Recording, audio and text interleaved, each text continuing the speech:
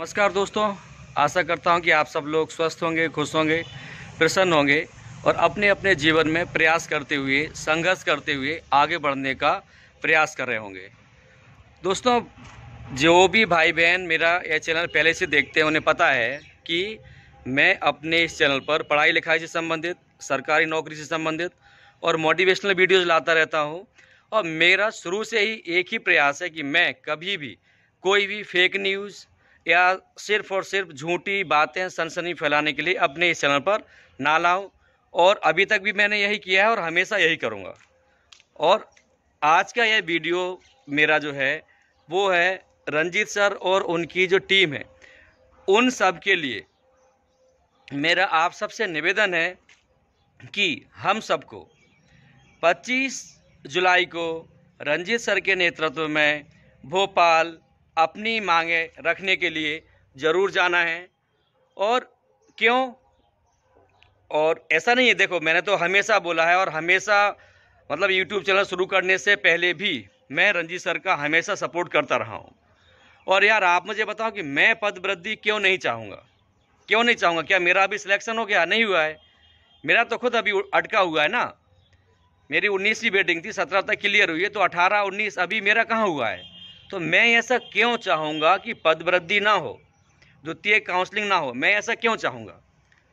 तो एक भाई ने कमेंट किया था कि सर आप जो ये वीडियो लाए हैं कि 2023 में वर्ग 1 और वर्ग 2 की नई भर्ती होगी, इसके लिए जो डीपीआई के आयुक्त हैं उन्होंने पीईबी को लेटर लिखा है कि वो 2023 अप्रैल में अपने कैलेंडर में नई शिक्षा भर्ती के लिए जगह बचा के रखें।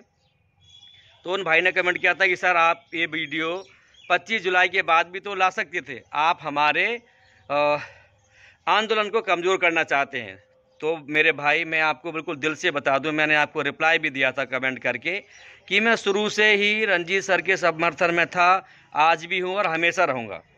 और पहले भी मैं बोल चुका हूं कि मेरी तो वास्तव में दिली ख्वाहिश है कि रंजीत सर मध्य प्रदेश के सीएम बने। और ऐसा इसलिए नहीं बोल रहा हूं मैं कि मैं उनको जानता हूं या वो मेरे ज़िले के हैं या मेरे संपर्क में, बिल्कुल नहीं। लेकिन मैंने अपने जीवन में एक इतना मेहनत करते हुए, इतना जुझारू व्यक्ति, और वो भी हमारे मध्य प्रदेश का, मैंने नहीं देखा। इसलिए मेरा उनको पूरी तरह सपोर्ट है और मुझे पूरा भरोसा है कि वो कामयाब ज़रूर होंगे। और 25 जुलाई को जो उनकी टीम है और हम सब का जो सहयोग है, उसकी वजह से पदवृद्धि का कुछ ना कुछ सकारात्मक रिजल्ट हम 25 जुलाई को लेकर आएंगे। और मैं तो, चूंकि आचार संहिता भी हट चुकी है, अब तो भाई सरकार के पास कुछ भी नहीं बचा ना कहने के लिए, ना सरकार के पास बचा, ना ऑफिसर्स के पास कुछ बचा है कहने के लिए। और अगर आप ये नहीं करते हैं तो सीधी सी बात है कि आपके मन में शुरू से ही बेईमानी थी, आप लोग सिर्फ और सिर्फ लोगों को गुमराह कर रहे थे। लेकिन आप यकीन मानिए, अगर आप नेता हैं तो आप अपनी राजनीतिक रोटियां इस प्रकार के झूठ फरेब बेईमानी से ज़्यादा दिन तक नहीं सेक सकते। और यही मैं बिल्कुल अधिकारियों से भी कहना चाहता हूं कि आप अधिकारी बन गए, ठीक है। एक मैं यूट्यूब चैनल पर तारिक फतेह का और एक और किसी व्यक्ति का, शायद संजय सर थे, जो उनका जयपुर डायलॉग चलता है, उसमें देख रहा था कि जो अग्निवीर का जो 4 साल की योजना का विरोध हो रहा था, उसमें तारिक फतेह जी ने पता क्या बोला? बोले भारत में भ्रष्टाचार का सबसे बड़ा कारण क्या? परमानेंट नौकरियां। जो जितने भी जो ऑफिसर्स बन जाते हैं उन्हें पता है कि अब हमारा क्या होगा, ज़्यादा से ज़्यादा तबादला होगा। तो वो काम करने में ना तो रुचि रखते हैं ना कुछ रखते हैं। और यह बात सबके लिए भले ही लागू ना हो, लेकिन अधिकांश लोगों के लिए यही बात लागू होती है कि जैसे ही वो सिस्टम में पहुंचते हैं उन्हें सिर्फ ये रहता है कि अब मैं अपनी 7 तो क्या 70 पीढ़ियों के लिए जुगाड़ कैसे कर सकूं। बहुत से लोगों को बुरा लगेगा, लेकिन आप मुझे बताएं कि ऐसा क्यों होता है? आप लिखा तो रहता है कि भाई जन सेवक, ठीक है, Indian administrative services, Indian police services, हाँ एमपीपीएससी, तो आप हैं तो क्या लिखते हैं अपने आप को? नौकर। किसका नौकर? राज्य का, देश का, राज्यवासियों का, देशवासियों का। लेकिन आप करते क्या हैं? आप सिर्फ और सिर्फ नेताओं की बातें मानते हैं। हालांकि कुछ बहादुर ऑफिसर्स भी होते हैं जो सही होता है उसे बोलते हैं। और आपको पता है, आप लोग यकीन माने या ना माने, मैं पीएससी की तैयारी करने गया था, उसके बाद यूपीएससी की तैयारी करने का भी मन बना था, लेकिन मैंने पता क्यों नहीं बनाया। मेरे एक सर हैं जिन्होंने 8 बार मेंस लगा था और 4 बार इंटरव्यू दिया था, उनसे मैं पढ़ रहा था इंदौर में। तो मैंने उनसे पूछा, सर आप मुझे बताएं कि आपको पता है कि आप सही हैं लेकिन आपका बॉस मतलब मंत्री वो गलत है, और आपसे वो बोल रहा है कि आपको ऐसा करना है, मतलब कोई गलत काम करने को बोल रहा है, आप क्या करेंगे? बोले मैं उन्हें समझाऊंगा। और मैंने कहा सर ठीक है, फिर भी नहीं माने तो पता है उन सर के वर्ड्स क्या थे? बोले भाई मैंने इतनी पढ़ाई, इतना पैसा, इतना समय बर्बाद किया है, वो इसलिए थोड़ी कि मैं नौकरी छोड़ दूं। मैं उन्हें समझाऊंगा, अगर फिर भी नहीं माने तो मैं करूंगा। तो आप यकीन मानिए उस दिन के बाद मैं कभी भी कोचिंग करने नहीं गया, और उसी दिन से मैंने अपने मन से निकाल दिया था कि मुझे पीएससी की तैयारी नहीं करनी। एक बार भी दिल से नहीं निकला कभी भी कि पीएससी या यूपीएससी की तैयारी करनी है। यार जब नौकरी करनी है, गुलामी करनी है, तो फिर काय को ठप्पा लगा के घूमो। अभी जहाँ मैं खड़ा होकर वीडियो बना रहा हूँ, सामने एक बच्चे को देख रहा था मैं, तो कहने को तो क्या है, वो बच्चा कंप्यूटर ऑपरेटर है, लेकिन मैंने उसके हाथ में पोंछा देखा, और जैसे ही उसने मुझे देखा उसने अपनी गर्दन घुमा ली और बुरा सा मुंह बना के अंदर घुस गया, क्योंकि साफ है वो बच्चा पोंछा लगा के आ रहा होगा। तो मैं ये नहीं बोल रहा कि पोंछा लगाना कोई गलत है, लेकिन आप मुझे बताएं कि हमने अपने देश की शिक्षा नीति का किया क्या है? कहने को तो हम बोलते हैं कि कर्म ही पूजा है, लेकिन कर्म करने से सब डरते हैं। हाँ, आपको जैसे मैं बताऊं, ये मेरे पीछे जो खेत पड़े हैं, हाँ, इन जो खेतों में हम लोग आजकल क्या कर रहे हैं, सिर्फ अधिक से अधिक बीडिसाइड्स, पेस्टिसाइड्स लाकर हम फसल में डाल रहे हैं। मेहनत कौन कर रहा है? कोई नहीं कर रहा है। और जब मेहनत नहीं करेंगे हम, तो फिर हो क्या रहा है? हजारों प्रकार की बीमारियां हमें हो रही हैं कि नहीं? बिल्कुल हो रही हैं। फिर डॉक्टर को वो पैसे दे रहे हैं, लेकिन जो भी भाई बहन, मतलब खासकर हमारे जो बुजुर्ग थे, वो प्रकृति के सानिध्य में रहते थे, मेहनत करते थे, तो वो बीमार ही नहीं होते थे। मेरे दादाजी 1 साल पहले एक्सपायर हुए, 100 साल से के करीब के थे वो। मुझे नहीं पता कि मैंने उन्हें कभी कोई दवाई खाते हुए देखा हो, जबकि दम से तो वो चाय पीते थे और दम से बीड़ी पीते थे। ना तो उन्हें कभी कोई कैंसर हुआ, ना कुछ हुआ। क्यों? क्योंकि हमारा जो शरीर है, लेकिन काम क्या करते थे? काम पक्का क्या करते थे? वो गाय चराने का करते थे। और यार जब जिसके पास दर्जनों गाय हो, तो स्वाभाविक सी बात है उस व्यक्ति के पास दूध भी होगा, घी भी होगा। मुझे अच्छी तरह पता है कि मेरी दादी जब मक्खन निकालती थी तो मेरी कटोरी फिक्स थी, खूब मक्खन खाता था, अच्छी तरह, इतना याद तो मुझे आज भी है, और वो कटोरी भी आज भी है। तो गलती हमारी तरफ से रही कि हम मेहनत नहीं करना चाहते, और इसलिए अगर हमने रंजीत सर का साथ अभी नहीं दिया, तो आप यकीन मानिए दोस्तों, ये हम सब के लिए बहुत बुरा होगा, बहुत बुरा होगा। क्यों?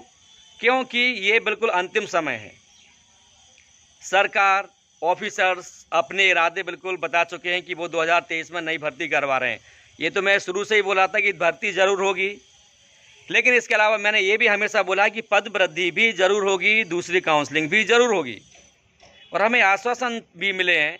तो अब बस हमारा ये अंतिम प्रयास यह है कि हम अपनी पूरी ईमानदारी से अधिक से अधिक क्या, मैं तो बोलता हूँ अधिकतम संख्या में आकर रंजीत सर की टीम को पूरा समर्थन दें, और अपनी बातों को शांति से सरकार के सामने रखें, डीपीआई के सामने रखें, और पद वृद्धि का जो नोटिफिकेशन है हर हाल में जुलाई में ही आ जाना चाहिए, क्योंकि आपको भी पता है अगर जुलाई में आएगा तभी अगस्त में जाके वेरिफिकेशन वगैरह हो पाएगा, क्योंकि अक्टूबर की तक की तो वैलिडिटी ही बड़ी है। जो हमारी व्यापम की मार्कशीट है उसकी जो वैलिडिटी है वो अक्टूबर तक की है, तो अक्टूबर में तो ऑलरेडी वो ख़त्म हो जाएगी। इस अक्टूबर में ख़त्म हो जाएगी, फिर अप्रैल में आपने बोल दिया है कि आप नई भर्ती करवाओ, तो स्वाभाविक सी बात है जो भी आपको करना है आपको हर हाल में अक्टूबर से पहले ही करना है।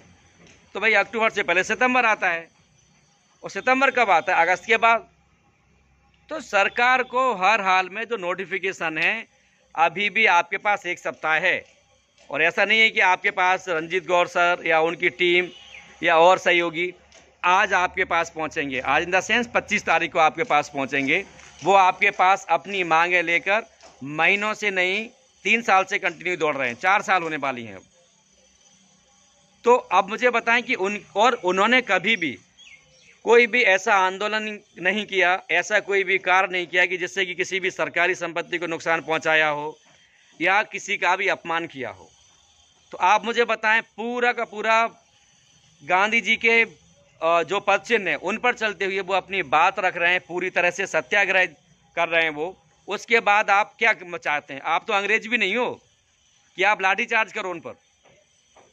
आप तो मध्य प्रदेश के ही व्यक्ति हैं, फिर आप मध्य प्रदेश के बच्चों की तकलीफ क्यों नहीं समझ रहे हैं? मामा जी आप बहुत बोलते हैं कि मेरे भांजे भांजियों, तो मामा जी आपके पास भी सैकड़ों लेटर पहुंच चुके हैं पद वृद्धि के लिए, दूसरी काउंसलिंग के लिए, सैकड़ों लेटर्स, एक नहीं सैकड़ों। और अगर आप मामा जी बिल्कुल पक्का सुन लें, अगर ये पद वृद्धि नहीं हुई तो अभी भी आपको पता है कि आपने सरकार कैसे बनाई। नेता विधायक खरीद के आपने ये बनाई है। और आप यकीन मानिए, हो सकता है कि आपको लगता हो कि आपके पास बहुत पैसा है, लेकिन आपके पास कितना भी पैसा क्यों ना हो, आप गरीबों की बद्दुआओं से नहीं बच पाएंगे। क्यों? ऐसा मैं क्यों बोल रहा हूँ? क्योंकि मैं खुद भी एक गरीब चारवाहे का बेटा, एक गरीब हमाल का बेटा हूँ। मेरी मम्मी आज भी सब्जी बेचती है।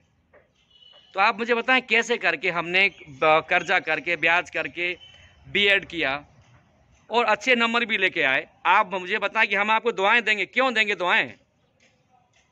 और हम नहीं हैं, ऐसे लाखों लोग हैं। और अब आप ये मत बोलना कि ठीक है देने दो, कुछ लोग मुझे दुआएं भी दे रहे हैं।